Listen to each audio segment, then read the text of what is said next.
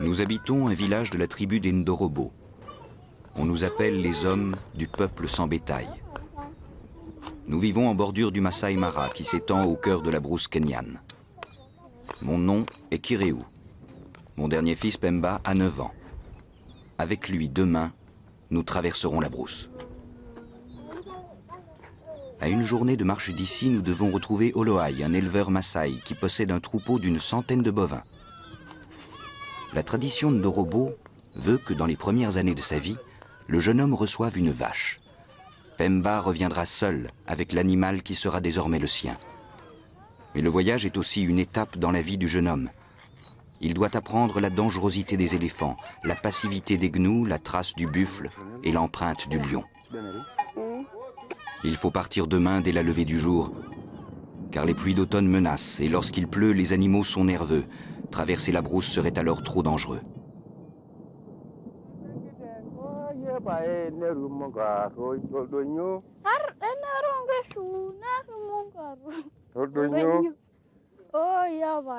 Ce matin, le soleil éclaire un ciel bleu et commence à réchauffer la terre de ses rayons. Il ne pleuvra pas. Le départ est proche.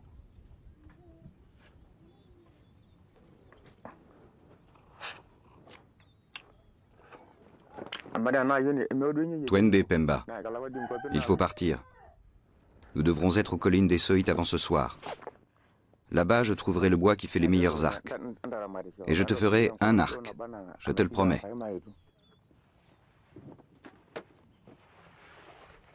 Pour voyager en brousse, Kireu prend sa besace, son arc, ses flèches, et quelques provisions pour le repas au campement du soir. Mais il faudra marcher et rester attentif.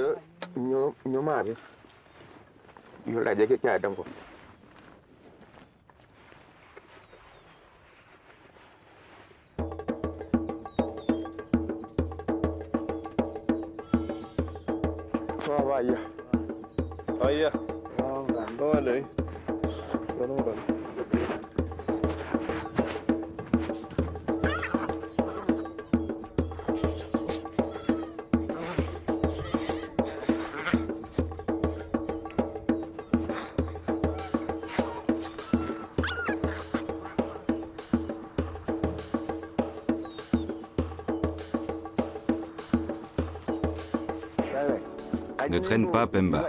Reste toujours derrière moi. Même à quelques mètres du village, il y a danger. L'autre matin, des hyènes sont entrées dans le village d'à côté. Elles ont enlevé et tué une petite fille qui surveillait des chèvres. En dehors du village, les hommes doivent rester vigilants. Le danger peut surgir de n'importe où, n'importe quand. Il y a longtemps, les Maasai de lointains cousins ont donné ces terres aux Ndorobo, en bordure du Masai Mara. Le soleil caresse doucement les plaines, encore tranquilles. Mais bientôt, dès qu'il sera plus haut, les sabots des antilopes et le barrissement des éléphants feront vibrer ces terres sauvages. Dans ce royaume sans clôture, vit tout ce que l'Afrique peut rassembler comme espèce remarquable. Un royaume où les hommes, en permanence, sont confrontés au monde animal. Au matin, les éléphants sont parmi les premiers à quitter la forêt où ils ont passé la nuit. Ils recherchent dans les plaines une alimentation complémentaire.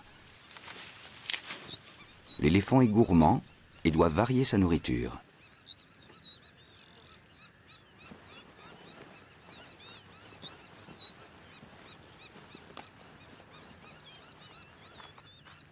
À cette heure du jour, la température est encore fraîche et les prédateurs ont quitté les plaines. Les hommes peuvent y progresser en réduisant les risques de rencontres dangereuses.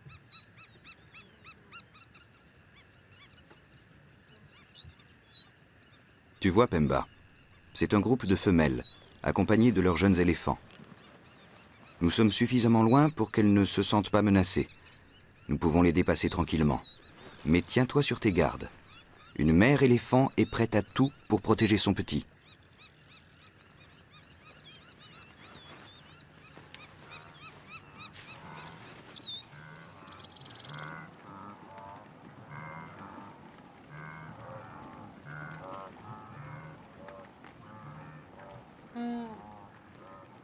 Des milliers de gnous se rassemblent maintenant dans la savane. Avant l'arrivée des pluies, ils migreront en longues files indiennes vers le sud, direction la Tanzanie, où les femelles mettront bas. Les gnous reviendront sur nos pâturages l'été prochain. Aujourd'hui, les gnous sont une espèce préservée dans le parc national du Masai Mara. Pourtant, je me souviens avoir réussi, il y a longtemps, à tuer un jeune gnou avec mon arc. J'étais à 50 pas de lui, mais je ne l'ai pas raté.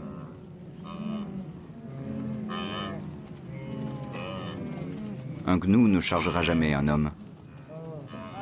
Kireu décide de traverser le troupeau en plein milieu. Les gnous rassemblés permettent aux hommes de se protéger des prédateurs qui pourraient rôder autour du troupeau. Lions, hyènes, guépards surveillent en permanence les mouvements du groupe. Ce sont des opportunistes capables de s'emparer à tout moment du gnou le plus faible ou de l'imprudent qui serait isolé.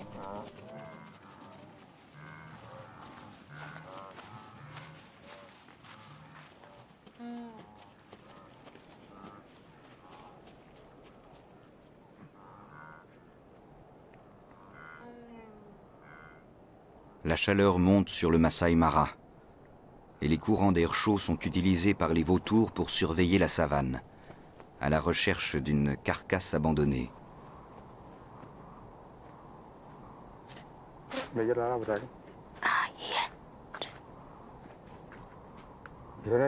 Regarde Pemba, les félins ne sont pas loin, des traces. C'est un guépard? Il s'agit bien d'un félin. On distingue parfaitement l'empreinte des 5 doigts dans le sol. Mais regarde bien, on ne voit pas l'empreinte des griffes dans le sable comme pour les guépards. La trace est profonde, bien dessinée. Il s'agit donc d'un lion, un mâle de bonne taille. Bien sûr, il faut se méfier du lion. Mais il faut aussi connaître et reconnaître l'empreinte du buffle, tout aussi redoutable. Elle ressemble au sabot d'une vache, mais la trace est plus grande et plus profonde.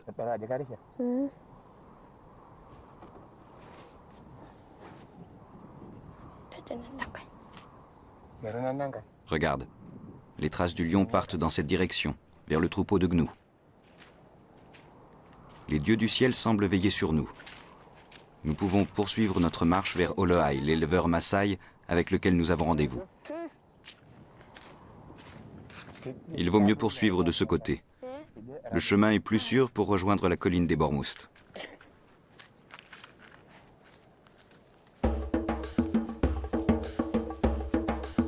L'air devient plus chaud. L'odeur des herbes séchées se mêle à la poussière. Le soleil poursuit son ascension dans le ciel. Kireu et Pemba marchent déjà depuis un long moment.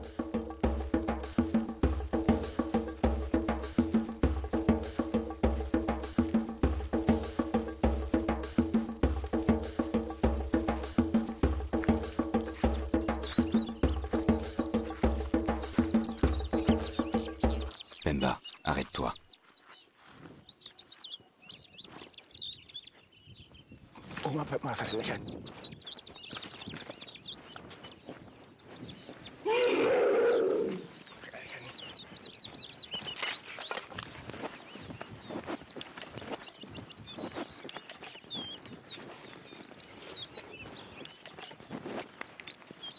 On ne les avait pas entendus arriver. On ne les entend jamais arriver. Ces énormes bêtes avancent à pas de velours. Elles sont comme montées sur des coussinets, véritables amortisseurs, qui les rendent aussi silencieuses que la plus fragile des gazelles.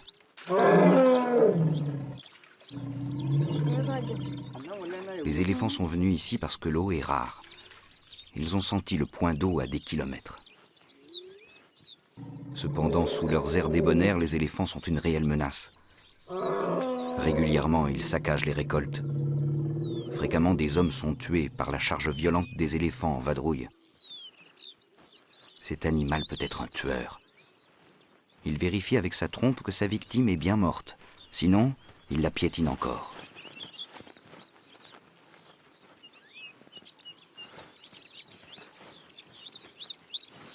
Il n'y a pas si longtemps, les Ndorobo pratiquaient la chasse à l'éléphant, avec des lances spéciales et des flèches empoisonnées.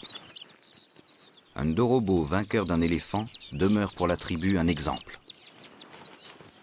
Heureusement, dans ce groupe d'éléphants, il n'y avait pas de grands mâles, seulement des femelles accompagnées de leurs petits.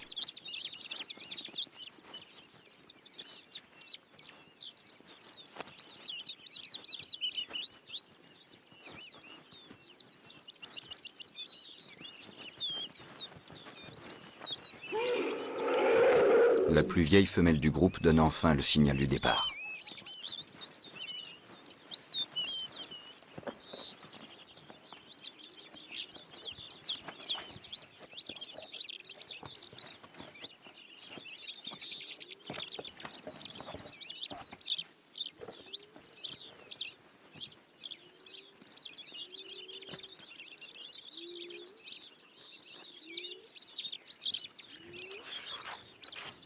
Pemba, les éléphants te repèrent grâce à leur odorat. Il faut donc masquer ton odeur avec de la poussière.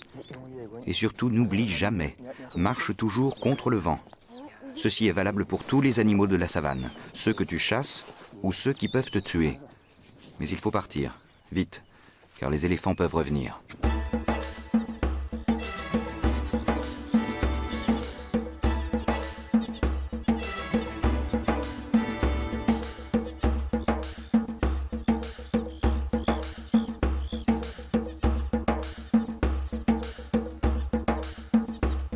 En passant la colline des Bormoust, nous allons quitter le territoire Ndorobo. C'est une frontière naturelle. Derrière elle s'étendent les terres des Maasai.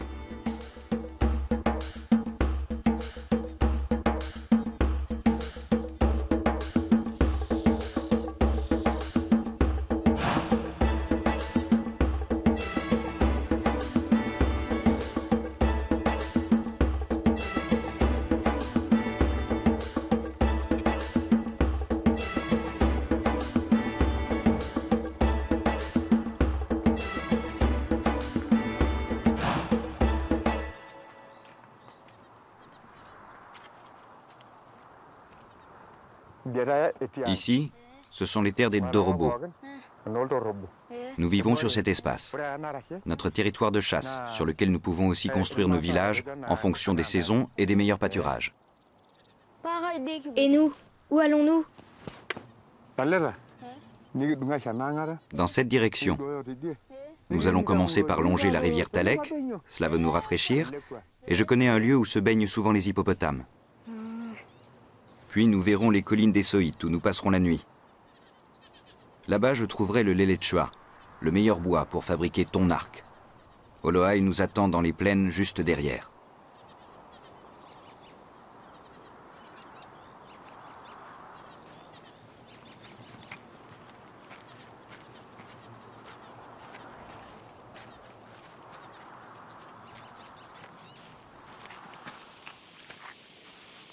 Dans ces herbes, à la veille de la saison des pluies, il faut se méfier des tiques. Il y en a partout.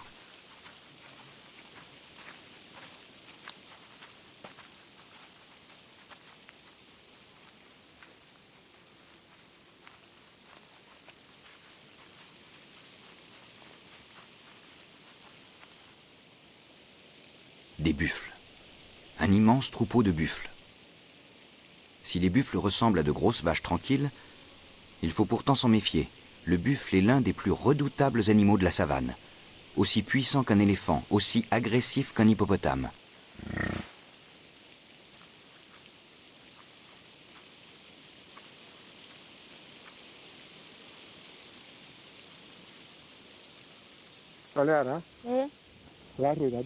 Pemba, regarde bien. Les buffles, comme les gnous de tout à l'heure, se déplacent en vastes troupeaux.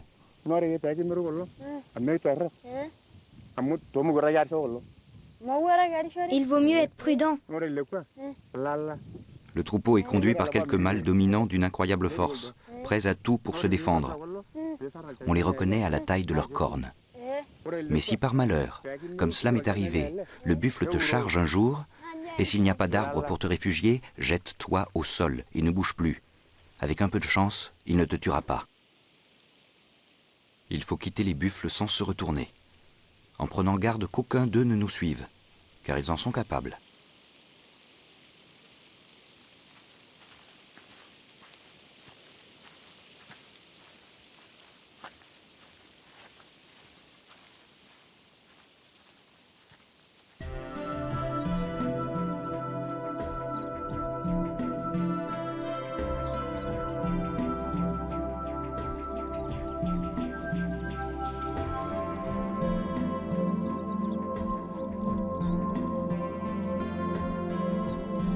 fait très chaud. Les rayons du soleil écrasent maintenant la savane. Seules les autruches et quelques antilopes osent s'y exposer. À cette heure, les prédateurs sommeillent à l'ombre, en attendant des heures plus propices à la chasse. Et pour les hommes, les dangers sont réduits. Les topis sont des antilopes, inoffensives, craintives et très vives. Ce sont des proies difficiles, mais appréciées du guépard ou du lion. En général, elles dorment une bonne partie de la journée. La nuit, pour éviter les prédateurs, elles sont aux aguets.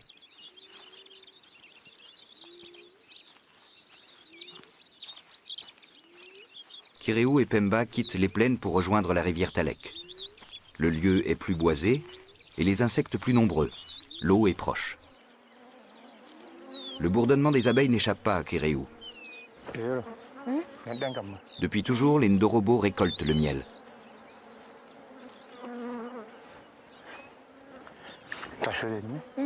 Je vais aller chercher du miel.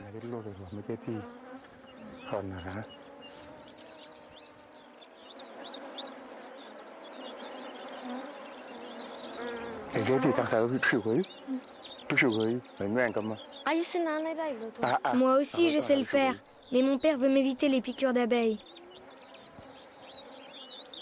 Au village, ce sont les enfants qui dénichent les essaims sauvages et récoltent le miel.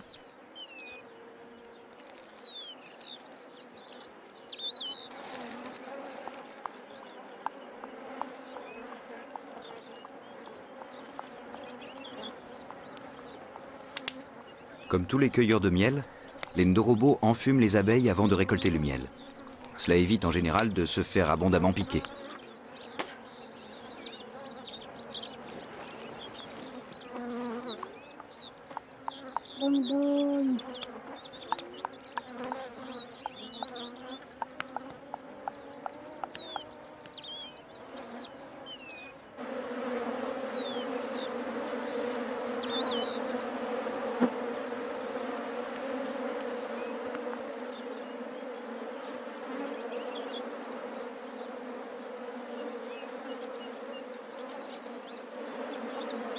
D'habitude, les essaims sauvages sont bien plus hauts dans les arbres. Si bien qu'avec la complicité d'un petit oiseau, les Ndorobo ont appris à repérer les essaims. L'oiseau indicateur guide le cueilleur de miel parfois jusqu'aux ruches grâce à son chant. L'oiseau recherche la cire, les hommes recherchent le miel. Chacun y trouve son compte.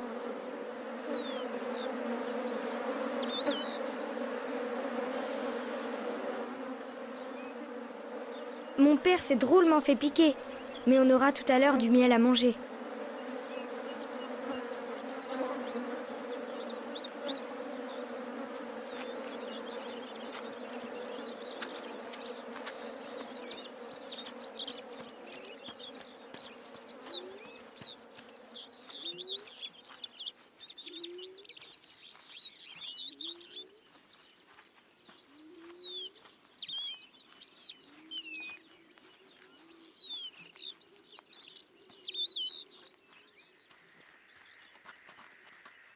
Nous voici au bord du lit de la rivière Talek, la rivière salée. Mais il n'y a plus beaucoup d'eau. Là, nous serons bien pour faire une courte pause et déguster notre miel, enveloppé dans des feuilles de cactus.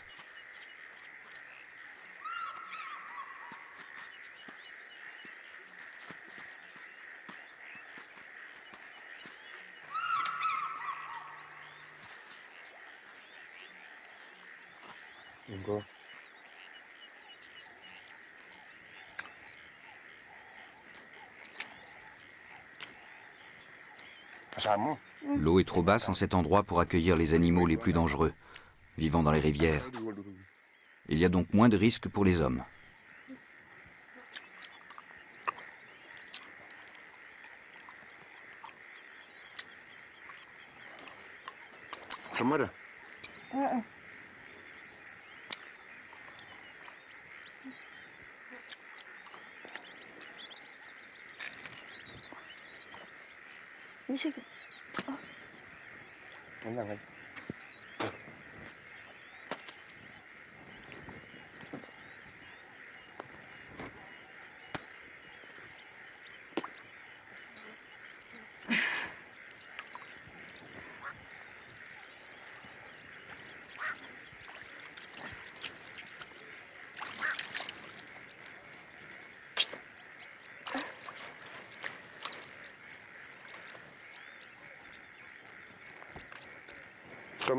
Au bord de la rivière Talek, on peut récupérer des blocs de sel.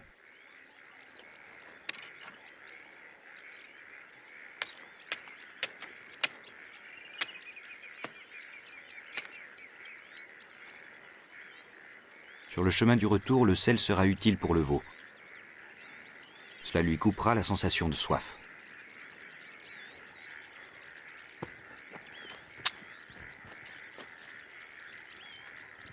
En remontant la rivière Talek, l'eau est parfois plus profonde. Les animaux y sont plus nombreux et les hommes doivent redoubler de prudence.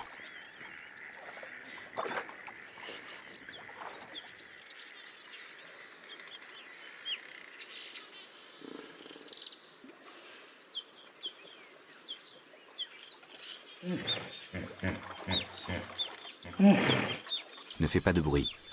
Les kibokos, les hippopotames sont là.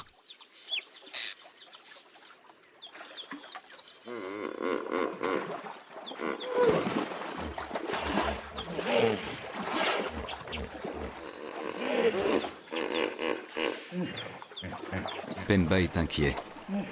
Il a raison de craindre les hippopotames.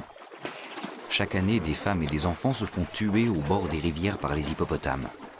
Ils sont imprévisibles et ils défendent avec fureur leur territoire contre tout intrus, homme ou animal. N'aie pas peur.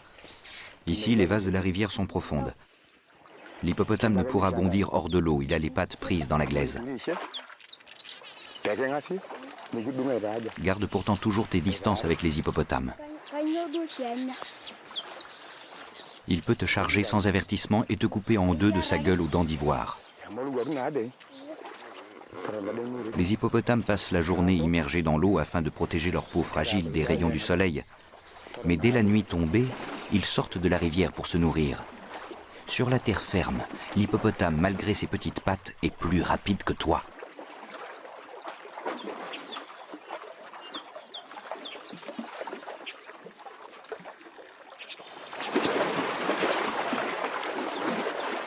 Malgré l'assurance de son père, Pemba n'a pas envie de rester ici trop longtemps.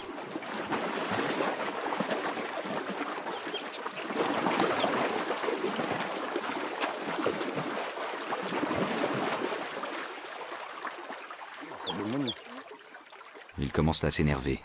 Twende Pemba.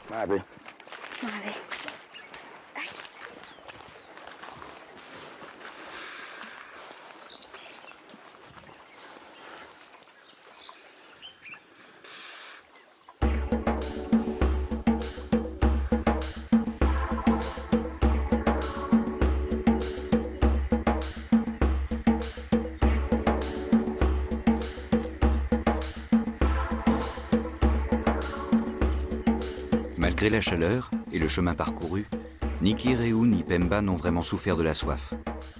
Question d'habitude, sans doute. D'ailleurs, l'eau de la rivière qu'ils longent depuis tout à l'heure n'est pas potable. Tous les animaux sauvages viennent y boire et la rendent impure. Mais il n'est pas possible de progresser sans se rafraîchir. Le sable que la rivière a laissé constitue un filtre que les hommes, comme les singes, savent utiliser. Regarde. Des babouins sont venus boire ici. On va faire comme eux, creuser un petit trou, laisser remonter l'eau. Et le sable va garder les impuretés.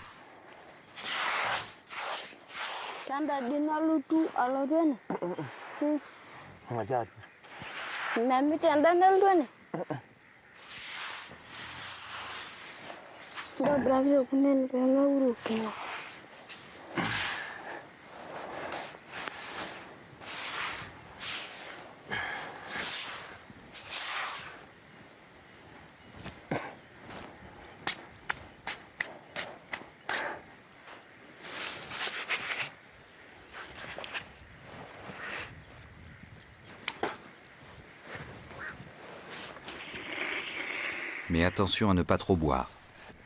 Il vaut mieux parfois se contenter de se rafraîchir la bouche.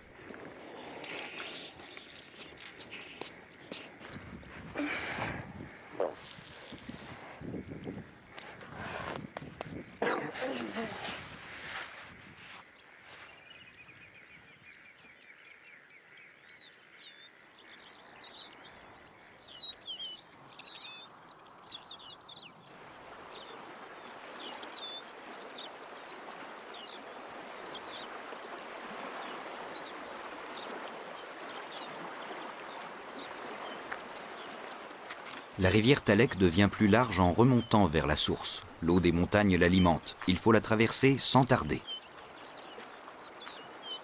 Les babouins sont rassemblés au bord de la rivière pour manger et se rafraîchir, attentifs au moindre danger.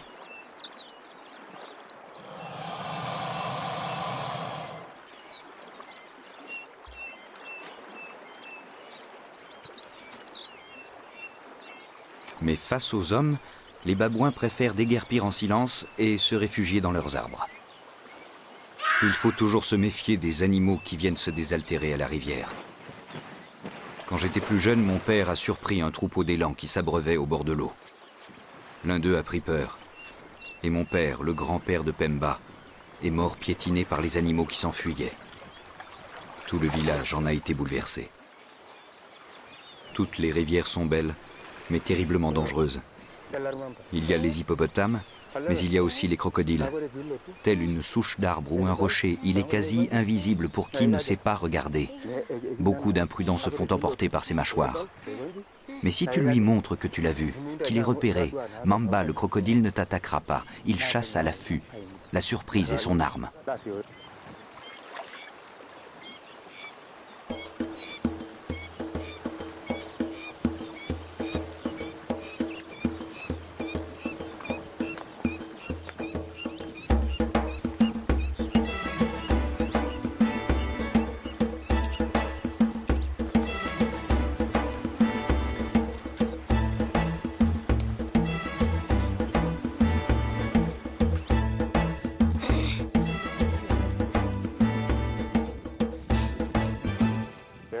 Les collines des Soïdes se découpent enfin à l'horizon. C'est là que pousse le Lelechoa, l'arbre dont on fait les arcs. Et derrière, on retrouvera Olohai, l'éleveur Maasai. C'est au sommet que nous allons passer la nuit.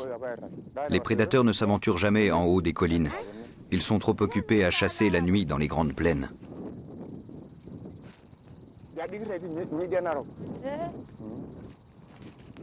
Le soleil termine sa course et plonge vers les terres du Masai Mara.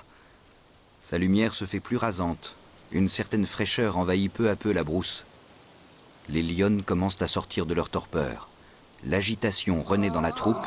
Le départ pour la chasse est proche.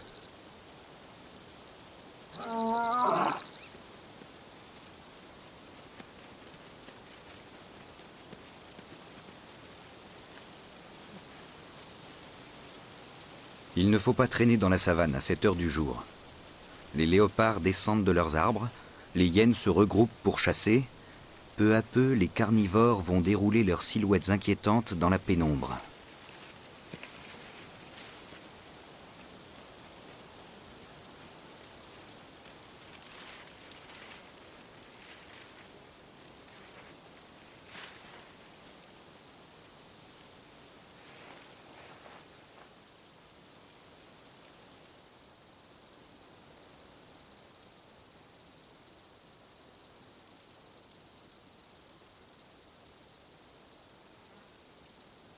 Avec la fraîcheur du soir, il faut presser le pas et redoubler de vigilance.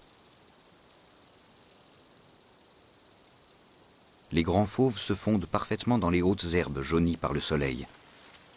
Il faut marcher la tête haute, bruyamment, et cela suffit le plus souvent à les tenir à distance. Kirewu et Pemba semblent inconscients du risque qu'ils courent, cheminant à 2 pas d'un groupe de lionnes avec leurs petits.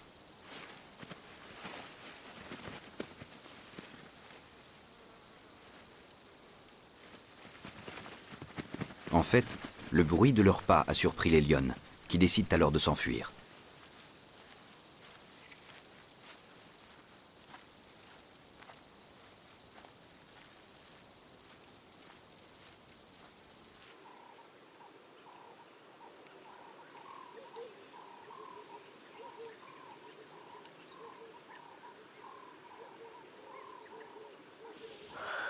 Kirewu et Pemba marchent depuis les premiers rayons du soleil. La fatigue se fait sentir, les jambes sont plus lourdes. Pour celui qui connaît les plantes, le bush recèle une multitude de remèdes naturels. Les Ndorobo possèdent les secrets de la flore mieux que quiconque, grâce à une profonde connaissance du monde sauvage, à une naturelle adaptation au rythme des saisons. Régulièrement, les Ndorobo fournissent aux Maasai herbes et plantes médicinales dont ils ont besoin.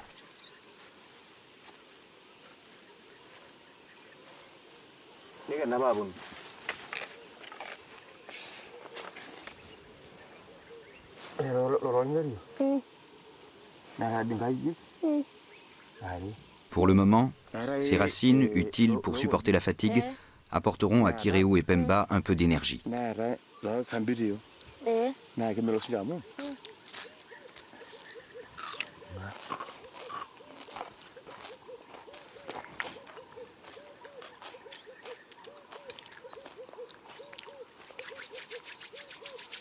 Ces racines sont bonnes, elles sont sucrées.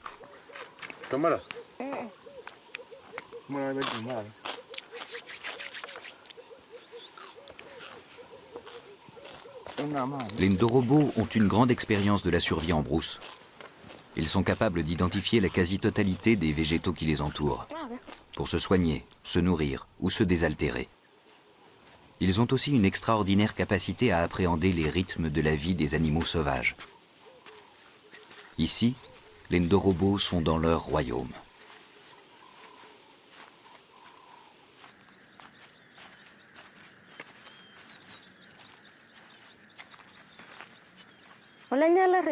Une trace profonde. C'est la marque de Nyoka, le python africain. Le serpent se dirige dans cette direction. Croiser sa route est un bon présage. Il porte, dit-on, bonheur.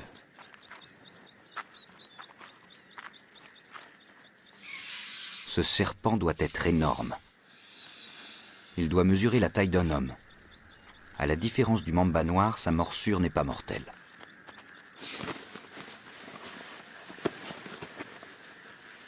Prudence tout de même. Si le python n'est pas venimeux, il peut néanmoins infliger de sérieuses blessures. Sa bouche est armée de plusieurs rangées de dents recourbées vers l'arrière. Mais il est sans doute reparti vers la rivière.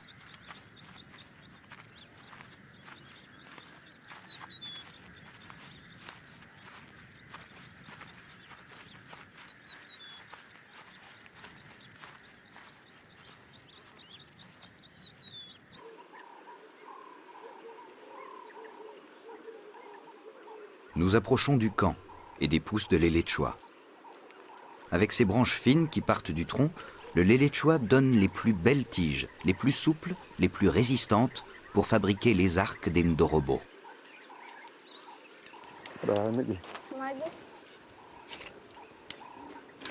Pemba attendait ce moment depuis si longtemps. Son père le lui avait promis. Il a choisi la meilleure des branches pour fabriquer son arc.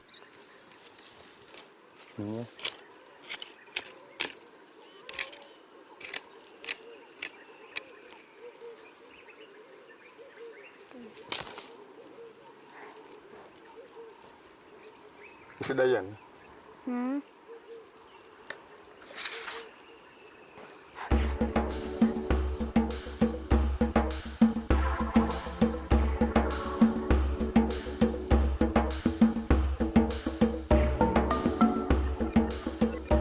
La colline Essoïde se dresse devant Kireu et Pemba. Un lieu connu de tous les guerriers qui traversent la savane.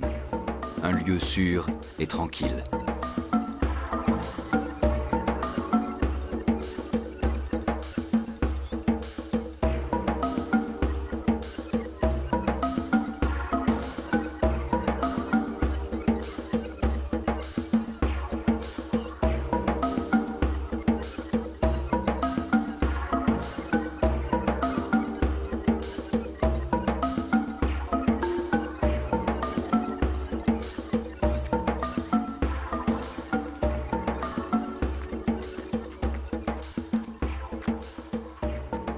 La pluie a fait sur ces collines une brève apparition. Quelques gouttes tombées du ciel ont été recueillies par une cavité rocheuse. Ici, les animaux ne viennent pas se désaltérer. Seuls quelques petits singes vervets peuvent accéder au sommet des Soïtes, la colline aux rochers.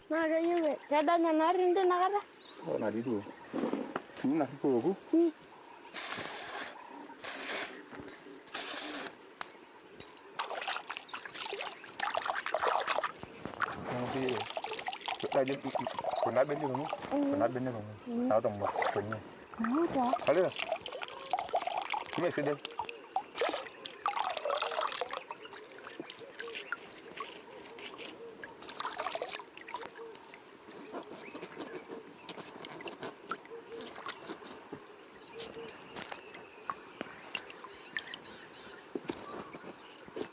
Les fauves ne trouvent pas ici de quoi chasser. Ces rochers ne sont pas leur domaine. L'endroit est trop escarpé. Kireu et Pemba peuvent enfin relâcher leur garde.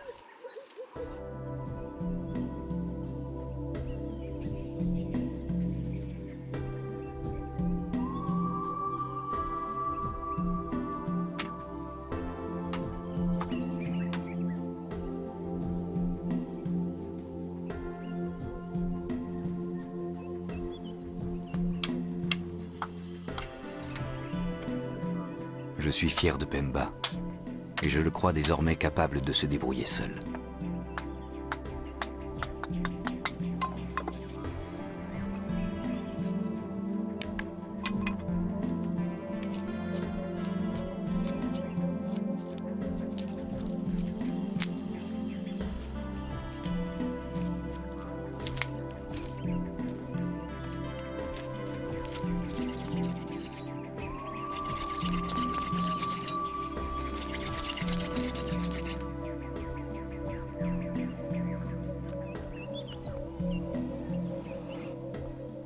Pour la nuit, il faut préparer le feu.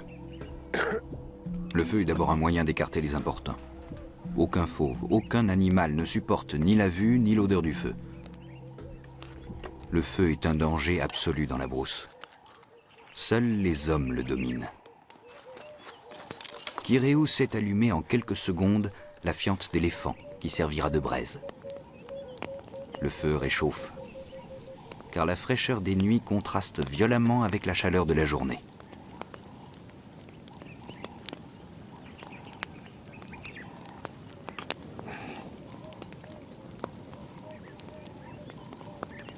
Le feu va assouplir la branche de l'éléchois dont on fera l'arc. Le bois va pouvoir prendre sa forme définitive. La flamme brûle l'écorce, qui peut être retirée sans difficulté. Il faut tailler, affiner le bois avant de le laisser reposer. Demain, à la levée du jour, il faudra installer la corde.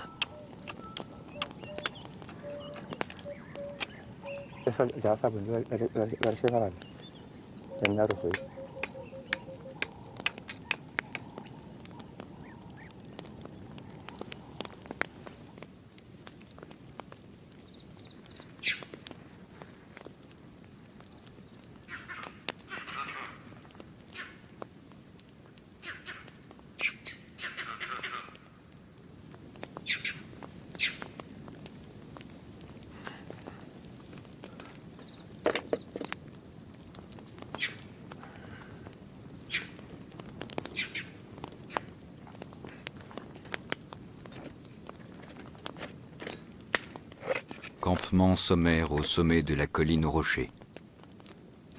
Kireu et Pemba vont s'installer là, loin de leur village. Pour dormir, ils n'auront que la pierre qui garde la chaleur du jour. Pour toi, ils n'auront que le ciel, les étoiles et la lune.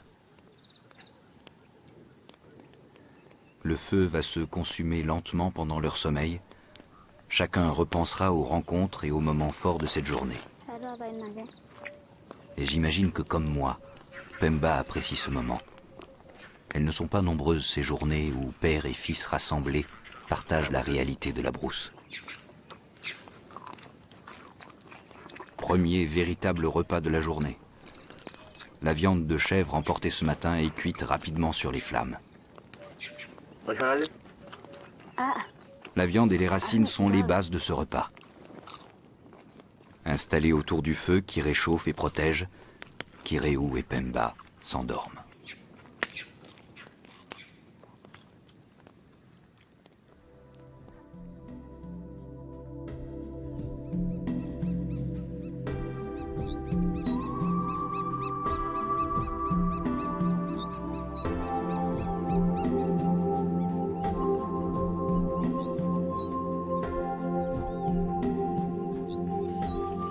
La nuit a été calme. Avec les premiers rayons du soleil, Kireu termine l'arc de son fils Pemba. Cet arc est la marque de la tribu Ndorobo. Dans la savane, les jeunes Maasai sont armés de lances. Les jeunes Ndorobo, eux, ont leur arc.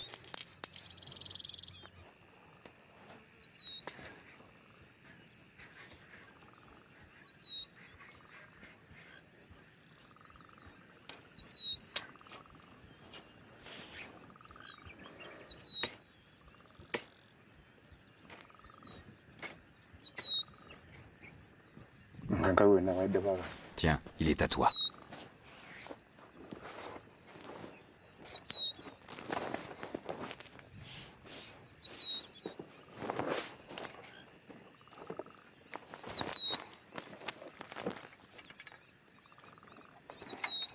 Il est aussi grand que celui de mon père.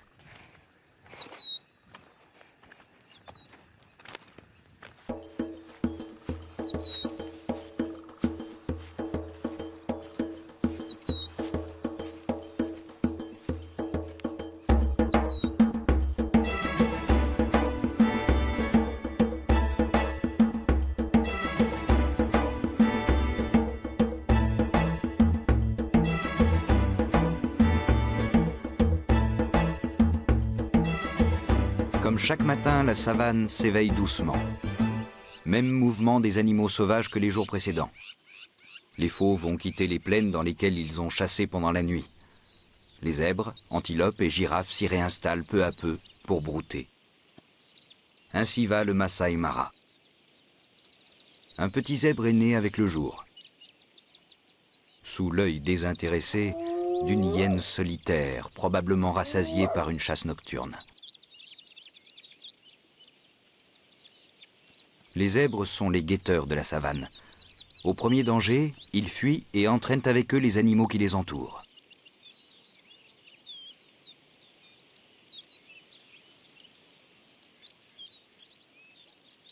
Nous poursuivons notre chemin, mais nos vivres sont épuisés. Heureusement, le bush n'est jamais avare de denrées.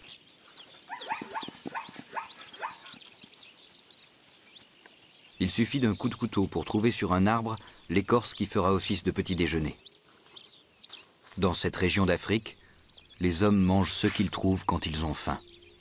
Alimentation extrêmement réduite, opportuniste. Les Ndorobo font peu de provisions. Les saisons et les lieux rythment leurs repas.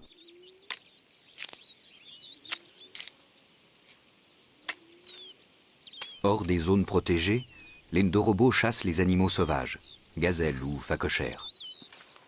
Extraordinaire chasseur à l'affût, le Ndorobo se dissimule dans la savane, recouvert de branchages et de feuillages, muni de son arc et de quelques flèches. Lorsque l'animal est à portée, il tire l'animal qu'il mangera. En revanche, la jeune vache que Pemba conduira au village Ndorobo n'est pas destinée à être mangée, car elle apportera le lait qui nourrira la famille.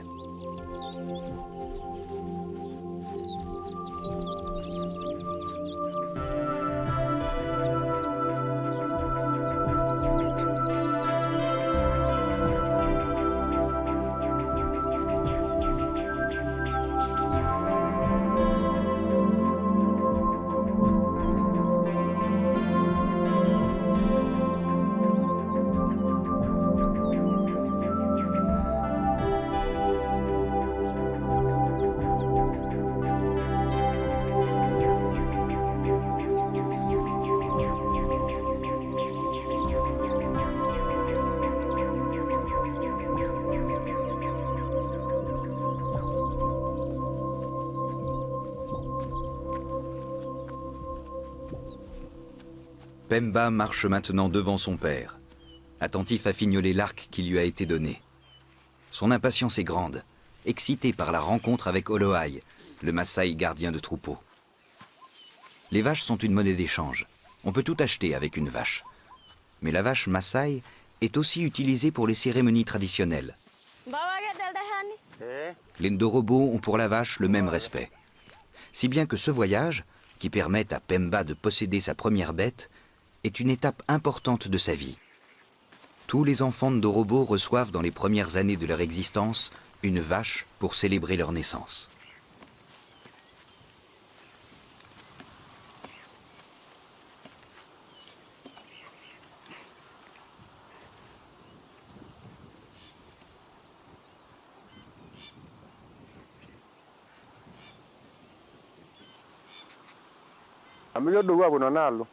Tu vois quelque chose? Ça y est, je le vois. Olohai et son troupeau sont au bout de la plaine.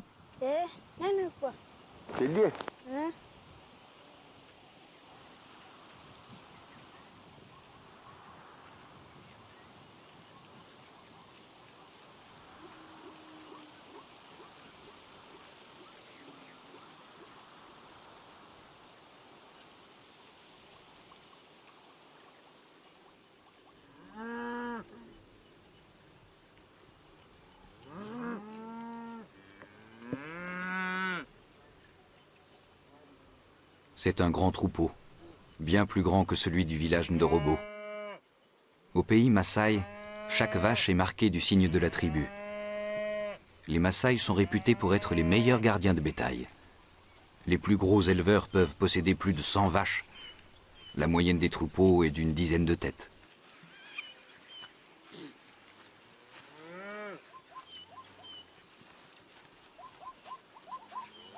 Maintenant, il faut choisir le veau. Pemba regarde avec un œil attentif et cherche une jeune femelle, la plus robuste, la plus docile aussi. Un veau représente la richesse d'un village, le prolongement de la famille.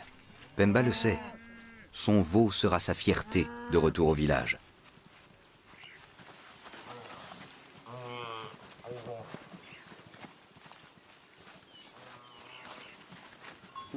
Celui-là semble parfait. Il est vif et beau.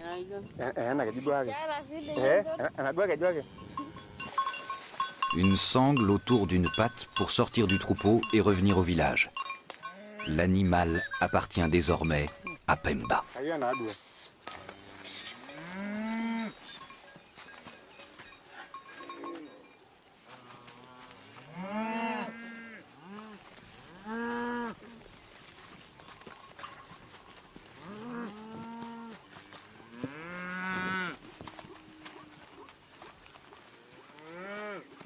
Pemba doit maintenant retrouver seul le chemin du retour. Le temps sera plus rapide qu'à l'aller. Pemba ne traînera pas.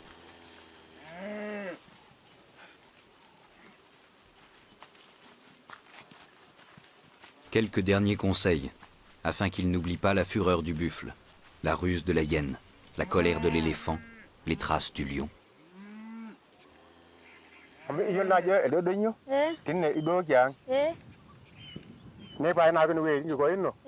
Notre village est dans cette direction, tout droit, derrière la colline aux rochers. Tu n'as pas besoin de longer la rivière Talek.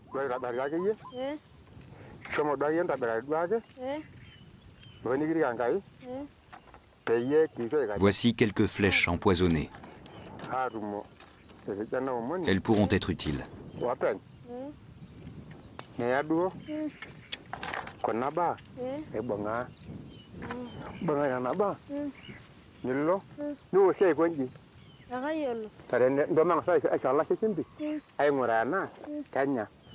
Et n'oublie pas de faire boire ton veau dès que tu en as l'occasion. Fais-lui également lécher ce bloc de sel. Ça lui coupera la soif. Kireo ne veut pas trop s'attarder à négocier le prix du veau avec l'éleveur Maasai. Aussi, à bonne distance, va-t-il suivre des yeux le retour de Pemba vers le village Ndorobo.